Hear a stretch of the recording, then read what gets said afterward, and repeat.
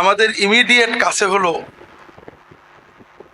জিলহজ মাস, আমাদের সামনেই হজের মাস। যারা হজে যাবেন তারা চলে যাবেন, যারা দেশে থাকবেন তারা এই জিলহজ মাসে দুই ধরনের ইবাদত করবে। একটা ইবাদত আমরা সবাই জানি, আমরা কুরবানি ঈদুল আজহা করব, কোরবানির ঈদ করব এবং কোরবানি দেব। আর একটা আমল যেটা আমরা সাধারণত সবাই সচেতন নই, কেউ কেউ সচেতন, সেটা হলো জিলহজ মাসের 1 তারিখ থেকে শুরু করে 9 তারিখ পর্যন্ত করণীয় ইবাদত। একটা তো যারা কোরবানি দিবেন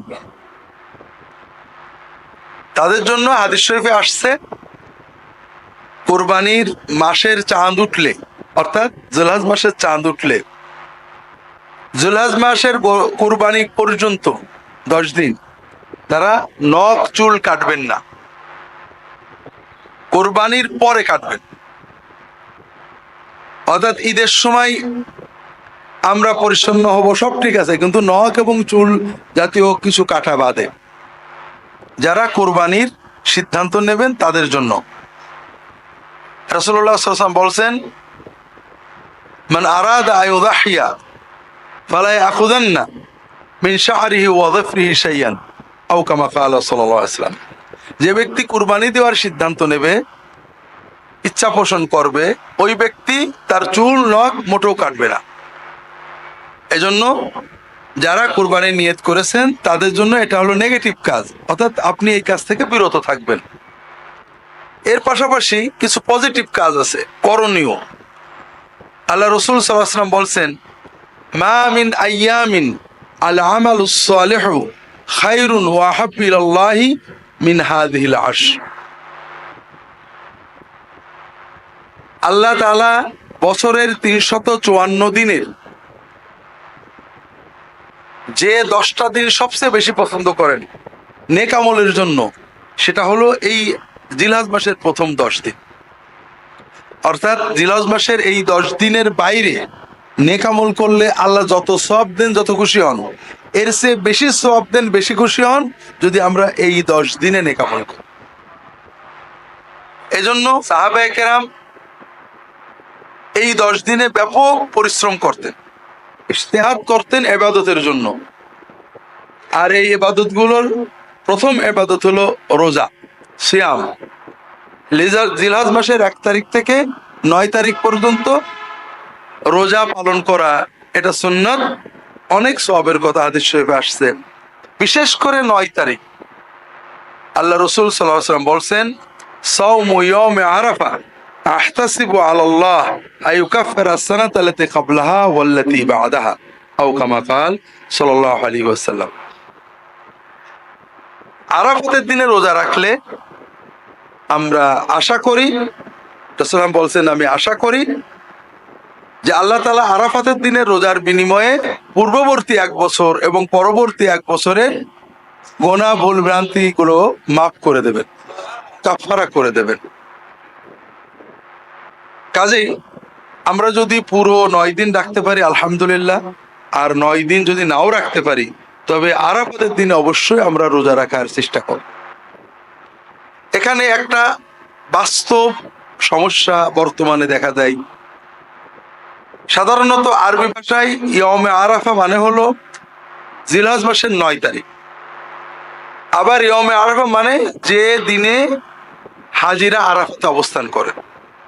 বর্তমানে আমরা মিডিয়ার মাধ্যমে, প্রযুক্তির মাধ্যমে সবাই জানতে পারি যে কবে হাজিরা আরাফাতে বসেন, এবং সাধারণত আমাদের দেশে যেদিন 8 তারিখ হয় ওই দিনে আরব দেশে 9 তারিখ হয়, এবং ওই দিনে তারা আরাফাতে অবস্থান করে।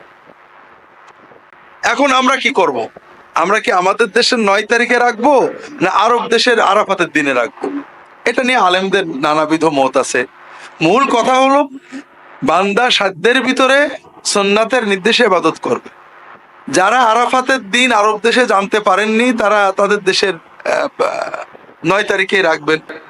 তবে এখানে হাদিসে 9 তারিখ না বলে ইয়মে আরাফা বলা হয়েছে, এজন্য অনেক আলেম বলেন যদি কোনো দেশের মানুষ আরাফাতের দিন জানতে পারে যে এই দিনে আরাফা হচ্ছে, তাহলে সেই দিনে তাদের রোজা রাখা ভালো। আর আমাদের জন্য সহজ, আমরা 8 তারিখ এবং 9 তারিখ 2 দিন রাখতে পারি। এজন্য যদি আমাদের সম্ভব হয় 9 তারিখ, যদি সুযোগ থাকে 8 এবং 9 তারিখ আমরা রোজা রাখবো ইনশাআল্লাহ। রোজার পরে বাকি নেক আমল উন্মুক্ত, বেশি বেশি নফল সালাত আদায় করা, বেশি বেশি জিকির, বেশি বেশি তিলাওয়াত, বেশি বেশি দান, মানুষের সাহায্য করা, আল্লাহর পথে দাওয়াত দেওয়া, নেক আমল বলতে যত আছে এগুলো এই কয়দিনে আমরা যদি একটু বেশি করতে পারি।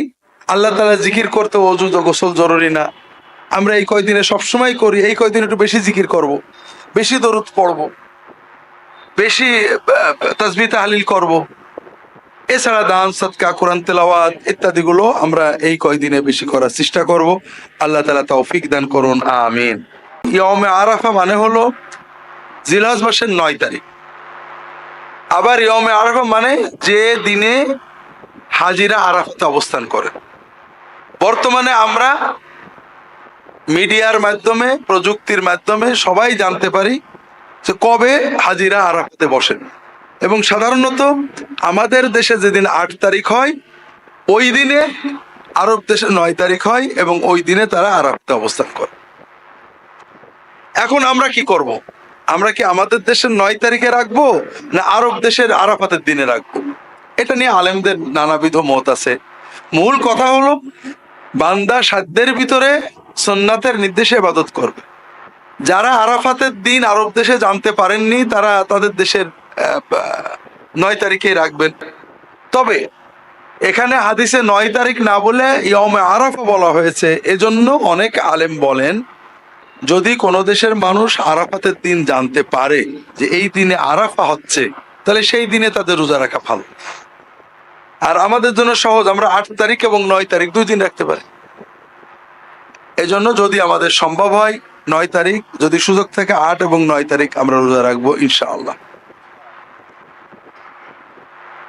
রোজার পরে বাকি নেক আমল উন্মুক্ত, বেশি বেশি নফল সালাত আদায় করা, বেশি বেশি জিকির, বেশি বেশি তিলাওয়াত, বেশি বেশি দান, মানুষের সাহায্য করা, আল্লাহর পথে দাওয়াত দেওয়া, নেক আমল বলতে যত আছে এগুলো এই কয়দিনে আমরা যদি একটু বেশি করতে পারি।